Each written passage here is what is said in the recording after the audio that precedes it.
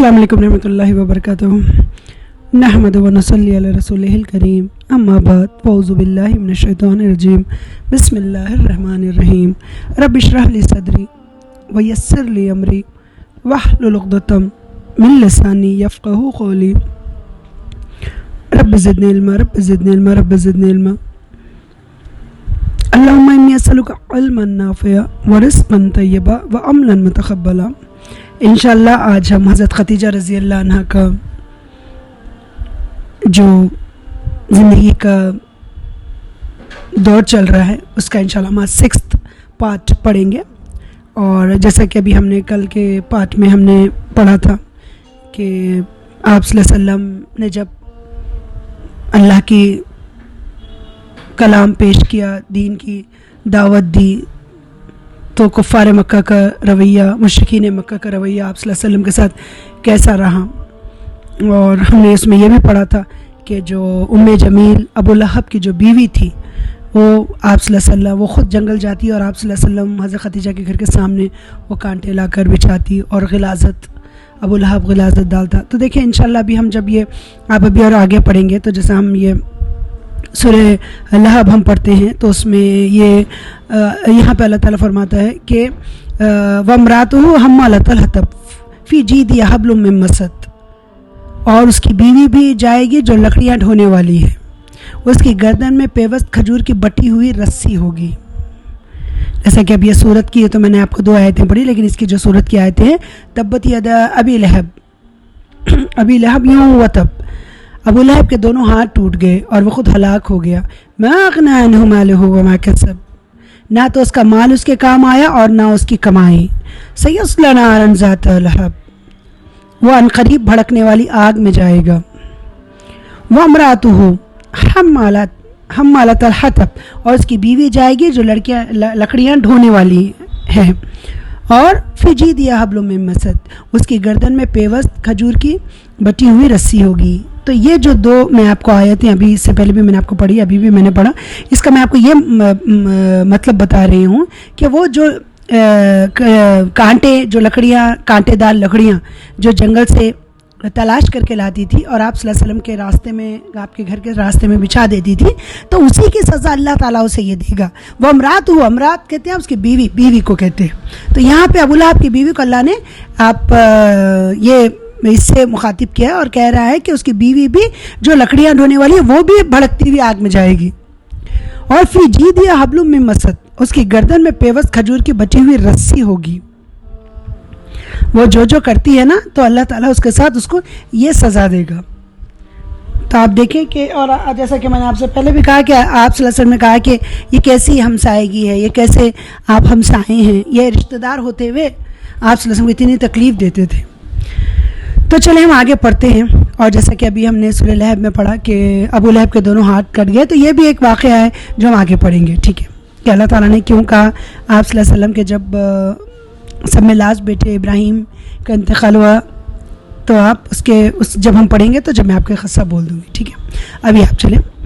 सैयद खदीजा रज़ी अल्लाह अन्हा का मिसाली किरदार। इन हालात में सैयद खदीजा रज़ी अल्लाह अन्हा आप सल्लल्लाहु अलैहि वसल्लम के घराने का किरदार बड़ा मिसाली था। सैयदा खदीजा रज़ी अल्लाह अन्हा ख़ुद आप सल्लल्लाहु अलैहि वसल्लम की खिदमत करती, अपने हाथों से आप सल्लल्लाहु अलैहि वसल्लम के लिए खाना पकाती और लेकर आप सल्लल्लाहु अलैहि वसल्लम की खिदमत में पेश करती, और ले जाकर आप सल्लल्लाहु अलैहि वसल्लम की खिदमत में पेश करती। ये सही बुखारी की हदीस है। सही बुखारी में सैयदना अबू हुरैरा रज़ी अल्लाह अन्हु उस रिवायत है कि एक मरतबा जिब्रील अलैहिस्सलाम आप सल्लल्लाहु अलैहि वसल्लम की खिदमत में हाजिर हुए और कहने लगे, या रसूलल्लाह, ये खदीजा रज़ी अल्लाह अन्हा आप सल्लल्लाहु अलैहि वसल्लम के पास सालन या खाने का बर्तन लेकर आ रही हैं।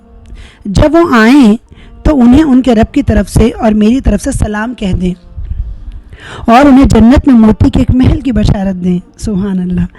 और उन्हें जन्नत में मोती के एक महल की बशारत दें जिसमें ना तो शोर होगा और ना कोई तकलीफ़ होगी। सुभान अल्लाह।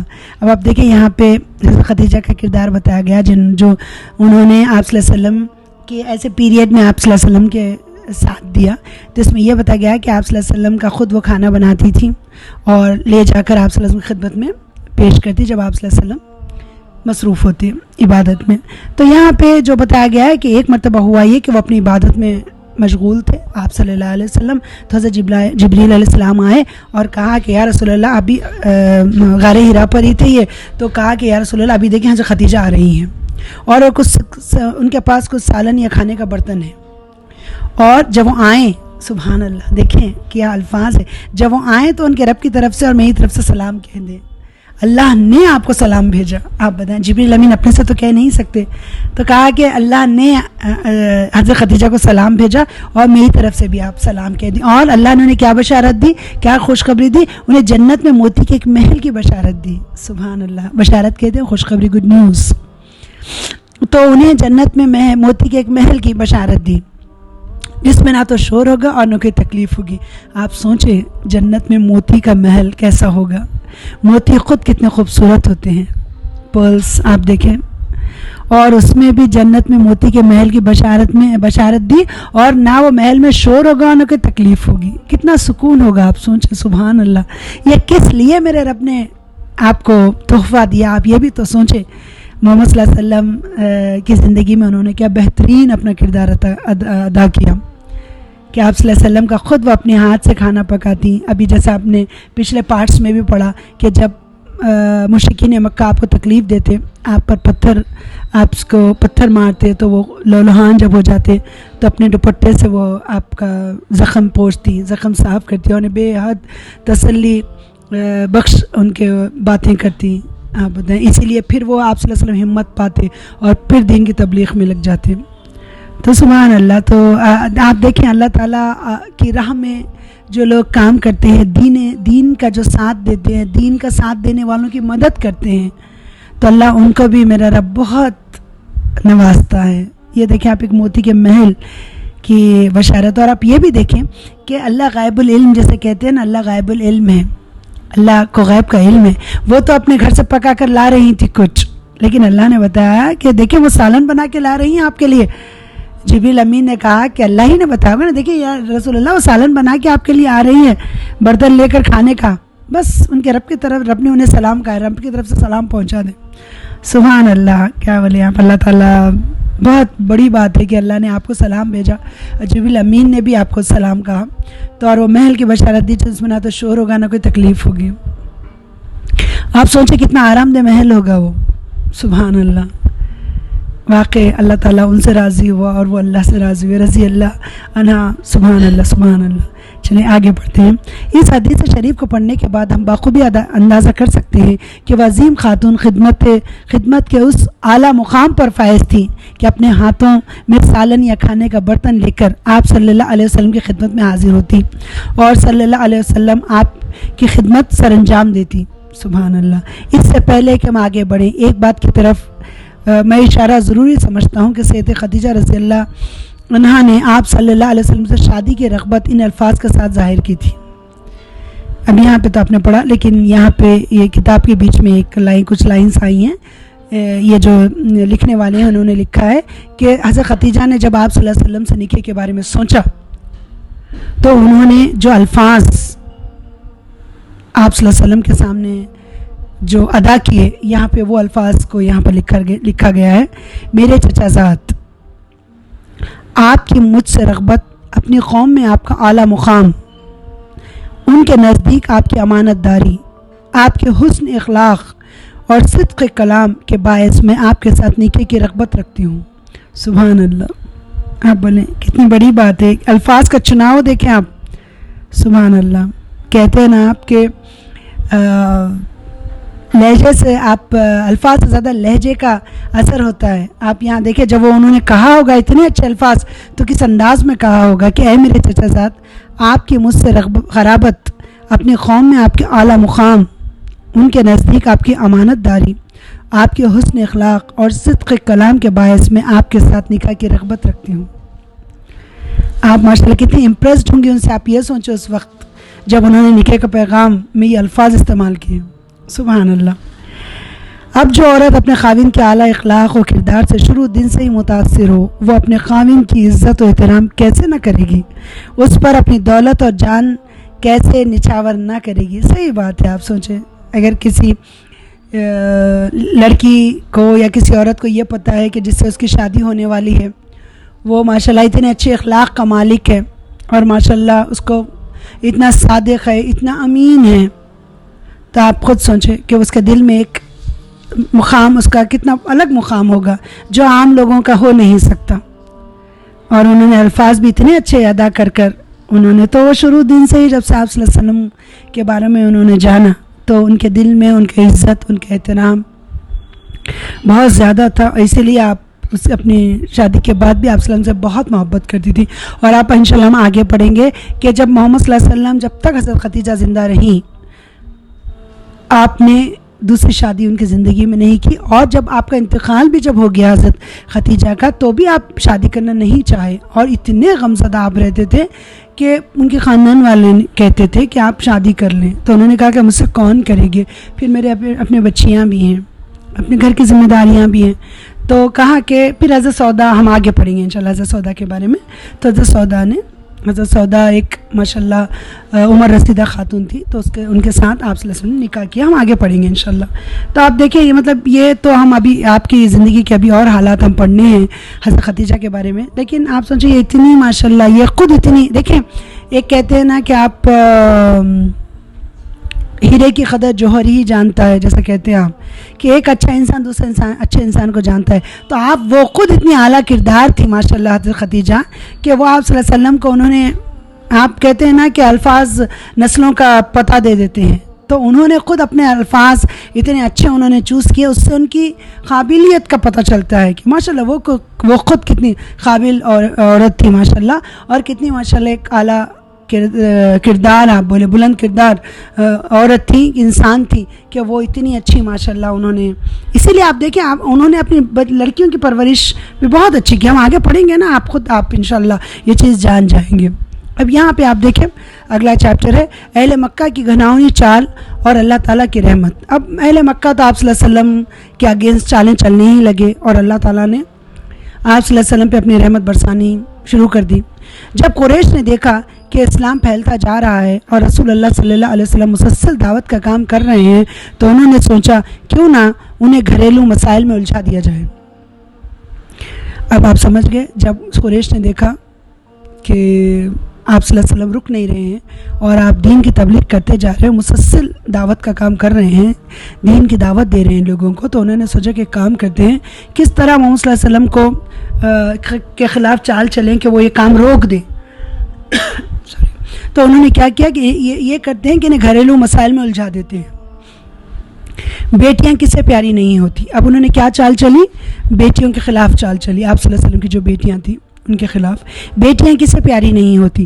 آپ صلی اللہ علیہ وسلم کی بیٹیوں میں سیدہ زینب رضی اللہ عنہ کا نکاح اور رخصتی ہو چکی تھی, جبکہ سیدہ رقیہ اور سیدہ ام کلثوم کا رضی اللہ عنہ کا ابو لہب کے دونوں بیٹوں کے ساتھ نکاح ہو چکا تھا, تاہم ابھی رخصتی نہیں ہوئی تھی. قریش نے ان سب کو لالچ دیا کہ اگر وہ محمد صلی اللہ علیہ وسلم کی بیٹیوں کو طلاق دے دیں تو قریش کی جس لڑکی کے ساتھ وہ نکاح کرنا چاہیں کرا دیا جائے گا. اب انہوں نے کیا کیا, سوچا کہ اب بیٹیوں سے محمد صلی اللہ علیہ وسلم کو پریشان کریں گے. تو آپ صلی اللہ علیہ وسلم کی جو 4 بیٹیاں تھیں, جس میں سے پہلی بھی جو بیٹی تھی حضرت زینب, ان کا نکاح عبدالعاص سے ہو چکا تھا, ابوالعاص سے ہو چکا تھا, اور وہ اپنے گھر تھی, رخصتی بھی ہو چکی تھی. لیکن جو آپ کی 2 اور جو ان سے جو چھوٹی بیٹیاں تھیں, حضرت رقیہ رضی اللہ عنہ, حضرت ام کلثوم رضی اللہ عنہ, اور حضرت فاطمہ الزہرا, وہ تو لاسٹ بیٹی تھی. تو ان دونوں کا نکاح ابو لہب کے بیٹے عتبہ عتیبہ, جیسا میں نے آپ سے پچھلے اس میں بھی کہا تھا آڈیو میں, ان دونوں سے ہو چکا تھا. تو انہوں نے ابو لہب کے بیٹوں سے کیا کہا, ابو لہب کے گھر جا کر کہ دیکھو اگر تم محمد صلی اللہ علیہ وسلم کی دونوں بیٹیوں کو, عتبہ سے بھی کہا, عتیبہ سے بھی کہا کہ اگر تم طلاق دے دیتے ہو تو ہم کیا کریں گے, تمہیں جس سے تم مکے میں چاہیں, جس لڑکی سے تم قریش کی لڑکی سے جس لڑکی سے نکاح کرنا چاہو ہم کرا دیں گے. ان کو اس طرح کا لالچ دیا. تو ان دونوں نے کیا کیا, ایسا ہی کیا, وہ لالچ میں آ کر انہوں نے طلاق دے دی. آگے ہم پڑھیں گے, آپ دیکھیں. ابوالعاص نے تو انہیں منہ توڑ جواب دے دیا, جس کا ذکر آگے آئے گا. انہوں نے ابوالعاص تو اپنے گھر تھے وہ, تو ہو سکتا ہے یہ بات ابوالعاص کے سامنے بھی انہوں نے کی, تو انہوں نے کیا منہ توڑ جواب دے دیا. البتہ ابو لہب کے دونوں بیٹوں نے لالچ میں آ کر یہ کام کر دیا. جیسا ابھی میں نے آپ سے کہا, ابوالعاص نے تو جواب دے دیا, لیکن ان دونوں نے, حضرت ابو لہب کے دونوں بیٹے عتبہ اور عتیبہ نے ان دونوں کو, حضرت رقیہ حضرت ام کلثوم کو جیسا یہ چاہتے تھے انہوں نے کر دیا. سیدہ رقیہ سیدہ ام کلثوم رضی اللہ عنہ کو ابو لہب کے بیٹوں کا طلاق دینے میں مقصد یہ تھا کہ آپ صلی اللہ علیہ وسلم کو اور آپ کے گھر والوں کو پریشان کیا جائے. وہ سعادت اور خوشیوں سے بھری ہوئی جو زندگی گزار رہے ہیں ان میں رخنہ اندازی کی جائے. مگر قریش کا یہ خواب شرمندہ تعبیر نہ ہو سکا، کیونکہ طلاق کے فوراً بعد سیدنا عثمان بن عفان رضی اللہ عنہ نے سیدہ رقیہ کے لیے شادی کا پیغام ارسال کر دیا. سبحان اللہ. کہتے ہیں نا انسان ایک چال چلتا ہے، میرا رب اس سے ایک اگلی چال چلتا ہے. سبحان اللہ. اللہ میرے رب کافی ہے اپنے بندوں کے لیے. تو جیسا انہوں نے دونوں بیٹیوں کو، ابو لہب کے دونوں بیٹوں نے طلاق دے دی، تو ان لوگوں کا مقصد یہی تھا کہ محمد صلی اللہ علیہ وسلم کو پریشان کیا جائے، ان کے گھر میں جو خوشیاں ہیں، جو سکون بھری زندگی ہے، اس کو تباہ کر دیا جائے. تو ہوا جیسا ہی انہوں نے طلاق دی، حضرت عثمان بن عفان، عثمان رضی اللہ عنہ جو ہمارے تیسرے خلیفہ تھے، انہوں نے اپنا پیغام حضرت رقیہ کو بھیج دیا. سبحان اللہ. ارسال کیا، شادی کا پیغام بھیج دیا. ابو لہب اور اس کے بیٹوں کے لیے رسوائی مقدر تھی. سیدنا عثمان بن عفان رضی اللہ عنہ کے لیے ابدی سعادت لکھی ہوئی تھی. وہ بالکل ابتدا میں اسلام قبول کرنے والوں میں سے تھے. انہیں اسلام کی دعوت سیدنا ابو بکر صدیق رضی اللہ عنہ نے دی، اور انہوں نے چوں و چاں کیے بغیر دعوت حق پر لبیک کہا اور دین اسلام میں داخل ہو کر سابق الاولون کے صف میں کھڑے ہو گئے. سبحان اللہ. مسلمان ہونے کے بعد آپ رضی اللہ عنہ کی رسول اللہ صلی اللہ علیہ وسلم کے ساتھ اخوت ایمانی اور محبت قلبی کی کڑیاں نہایت مضبوط ہو گئیں. سمجھ گئے آپ؟ یہاں پہ جب حضرت رقیہ کو آپ نے اپنا پیغام بھیجا اور ابو لہب کے بیٹوں میں تو وہ قسمت و رسوائی لکھی ہوئی تھی، اور اللہ نے آپ کے لیے سعادت لکھی تھی یہ. تو اور یہ اب کب ایمان لائے، یہاں پہ ان کے حضرت عثمان غنی رضی اللہ عنہ کے ایمان کا بھی یہاں پہ بتایا گیا کہ وہ کب مسلمان ہوئے، کب اسلام انہوں نے قبول کیا. جب انہیں اسلام کی دعوت ابو بکر صدیق نے دی تو وہ بغیر کچھ سوال جواب کیے، چون چرا کیے بغیر انہوں نے دعوت حق پر لبیک کہا اور دین اسلام میں داخل ہو کر سابق الاولون کسے کہتے ہیں، یہ بات بھی شاید آپ کو میں تھوڑا سمجھا دوں. سابق الاولون اسے کہتے ہیں جو نیکیوں میں سبقت لے جائے. آپ بھی بنے سابق الاولون، آپ بھی بن سکتے ہیں. آپ کہیں گے ہم کس طرح بن سکتے ہیں؟ آپ اس طرح بن سکتے ہیں جیسے ہی کوئی نیکی کا کام آئے آپ گھر والوں سے پہلے آپ بڑھ کر وہ کام کریں. جیسا ہی اذان ہو جائے سب میں پہلا وضو کر بیٹھیں، آپ کا نام سابق الاولون میں ہوگا. سمجھ گئے آپ؟ ہر نیکی کا کام، ہر اللہ کا حکم مانے اور پہلی اللہ کے حکم پر مانے، اللہ کی آواز پر مانے تو آپ سابق الاولون میں. یہاں پر کیا کہا کہ دعوت حق پر لبیک کہا اور دین اسلام میں داخل ہو کر سابق الاولون. لبیک کہیں، آپ بھی ہر نیکی کے کام پہ لبیک کہیں تو آپ بھی انشاءاللہ سابق الاولون میں آئیں گے. اچھا اب میں آپ کو اور ایک بات کہہ دوں کہ اب آپ اس میں بھی نیکی اب سابق الاولون بن سکتے ہیں. کس طرح؟ جب میری آڈیو آتی ہے آپ ماشاءاللہ دیکھیں، میں اب آپ سے کیا کہوں، آپ خود گواہ ہیں اس گروپ کے کہ اس میں 2-3 نام ایسے ہیں جو سابق الاولون میں ہیں. میں ضرور وہ نام لینا چاہوں گی. ایک یاسمین ہے اور ایک صبا ہیں. یہ لوگ کیا ہے آپ کے، یہ لوگ سابق الاولون ہیں. آپ خود دیکھتے ہوں گے. دیکھیں میں کوئی کسی کا وہ نہیں کہتی، یہ لوگ ہیں. تو آپ شہناز باجی ہیں، یہ لوگ کچھ ایسے ہیں، جبین بھابی ہیں. یہ لوگ کیا ہیں کہ شاید اگر میں کسی کا نام بھول رہی ہوں تو میں آپ سے معافی چاہتی ہوں تہ دل سے، میں کوئی خیال نہ کریں. یہ نام میری نظر سے گزرتے رہتے ہیں، اس لیے میں نے آپ سے کہا. تو آپ بھی سابق الاولون بنے. سمجھ رہے ہیں آپ بھی سابق الاولون بنے. صبا ناز ہیں تو آپ بھی سابق الاولون میں بنے. تو میں آپ سے یہ کہہ رہی ہوں. اور ماشاءاللہ آپ 2 تنویر ہیں اس میں، نوشین ہیں ماشاءاللہ. میں معافی چاہتی ہوں اگر کوئی میں بھول رہی ہوں نام تو میں پلیز آپ دل سے مجھے نظر انداز کر دیں. تو یہ آپ بھی سابق الاولون میں بنے. دیکھیں اگر میں آپ کو نہ جانوں نو پرابلم، میرا رب تو آپ کو سن رہا ہے نا، آپ کو دیکھ رہا ہے نا، آپ اس کی نظر میں سابق الاولون بنے. جیسے ہی میری ریکارڈنگ آتی ہے، ابھی ایک عظمیٰ انجم ہے اس میں، آپ وہ بھی الحمدللہ سابق الاولون میں ہیں. تو جیسا آپ جائیں وہ آتے ہیں، عائشہ بیگ ہیں، تو کئی ایسے نام ہیں الحمدللہ. تو آپ لوگ خود سابق الاولون بنے. دیکھیں اگر میں یہ گروپ میں جتنے لوگ ہیں انہوں نے اگر ایک بھی اگر سن لیتا ہے تو میرا رب مجھے کافی ہے، کیونکہ میں نے آپ سب کے لیے ریکارڈنگ بھیجی. اگر ایک بھی سن لیتا ہے، اگر کوئی نہ بھی سنے تو مجھے میرا اجر مل جائے گا، کیونکہ میں نے جو کوشش کی، اللہ کوشش دیکھتا ہے.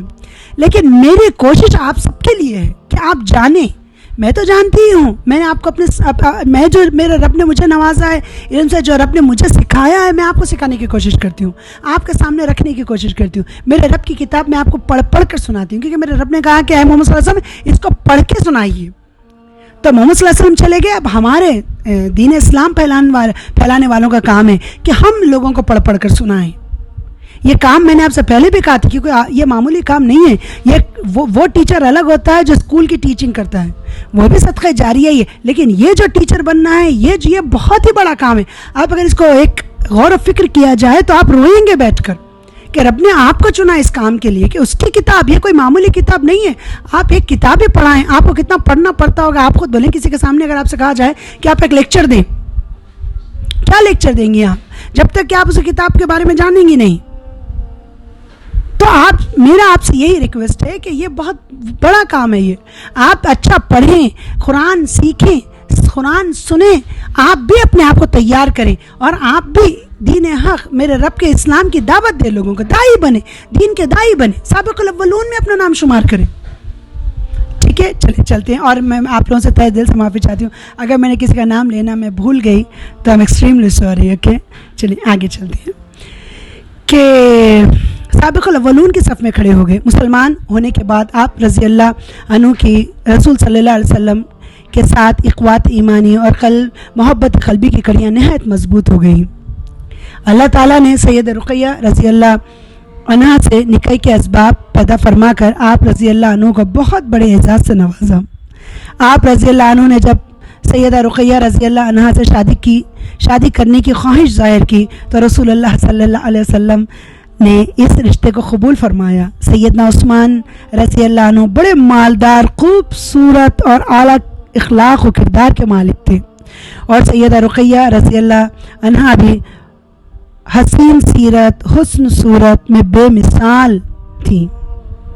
یہ شادی فوراً طے پا گئی. رخصتی کے وقت اس مبارک جوڑے کو یہ خراج تحسین پیش کیا گیا کہ انسانی آنکھ نے جو خوبصورت ترین جوڑا دیکھا وہ سیدہ رقیہ رضی اللہ عنہ اور ان کے شوہر سیدنا عثمان غنی رضی اللہ عنہ کا جوڑا ہے. سبحان اللہ، سبحان اللہ، کتنے خوبصورت تھے ہوں گے وہ دلہا دلہن. آپ دیکھیں جن کے لیے یہ الفاظ استعمال کیے گئے، خراج تحسین پیش کیا گیا. انسانی آنکھ نے جو خوبصورت ترین جوڑا دیکھا وہ سیدہ رقیہ رضی اللہ عنہ اور ان کے شوہر سیدنا عثمان غنی رضی اللہ عنہ کا جوڑا ہے. سبحان اللہ، سوچے کتنے خوبصورت یہ جوڑا ہوگا کہ انسانی آنکھ نے خوبصورت ترین جوڑا جو دیکھا وہ سیدہ رقیہ اور ان کے شوہر سیدنا عثمان کا جوڑا ہے. ماشاء اللہ. ابو لہب اور اس کے گھرانے کی بدقسمتی کہ ان کی خواہش تھی کہ وہ آپ صلی اللہ علیہ وسلم کی بیٹیوں کو طلاق دلوا کر آپ صلی اللہ علیہ وسلم کے گھر میں رنج و حزن کی فضا قائم کر دیں گے یا کم سے کم آپ صلی اللہ علیہ وسلم کو کمزور کر دیں گے. مگر اللہ تعالیٰ کا فیصلہ پہلے سے طے شدہ تھا کہ آپ صلی اللہ علیہ وسلم کی بیٹیوں کے لیے پہلے سے کہیں عمدہ اور احسن انتظام ہو گیا. تو الحمدللہ رب العالمین آج ہم یہاں تک آپ اس کو روکتے ہیں. انشاءاللہ کل پھر اس کا اگلا پارٹ پڑھیں گے. بس اللہ تعالیٰ کا بے حد ہم شکر ادا کرتے ہیں کہ میرے رب ہمیں اتنی اچھی ہم آج تک جن باتوں سے آپ غافل رہے، اللہ تعالیٰ ہمیں وہ باتیں الحمدللہ بتا رہا ہے، وہ حالات آپ صلی اللہ علیہ وسلم کی بیٹیوں کے ہمیں بتا رہا ہے. الحمدللہ رب العالمین. اللہ تعالیٰ ہم سب کو اللہ تعالیٰ ہر اس پہ عمل کی توفیق دے. اس میں جو بھی سابق الاولون کے جو بتایا گیا ہے، اور ہم سب اللہ کی نظر میں سابق الاولون بنے انشاءاللہ. اور اگر میں نے کسی کا نام نہیں لیا ہے تو میں آپ سے کوئی خیال نہ کرے، معافی چاہتی ہوں. اللہ تعالیٰ میری آپ سب کے لیے دعا ہے کہ اللہ تعالیٰ آپ کے ساتھ مجھے بھی سابق الاولون میں میرا رب شامل فرمائے. اور اگلی ہم اس میں آڈیوز میں پڑھتے ہیں اور آپ قرآن بھی آپ سنتے رہیں. اور انشاءاللہ جیسا کہ میں نے کہا کہ میں اس میں ڈالتے رہتی ہوں تھوڑا جو بھی آپ لوگوں کی سہولت سے میں نے اس کو جتنا مناسب سمجھتی ہوں کہ آپ لوگوں جتنا وقت آپ لوگوں کو ملے تو اس کو آسانی سے سن لیا کریں انشاءاللہ. تو اب کل کی آڈیو میں ملاقات ہوتی ہے. السلام علیکم رحمۃ اللہ وبرکاتہ. سبحان ربک رب العزت عما یصفون والسلام علی المرسلین والحمد للہ رب العالمین.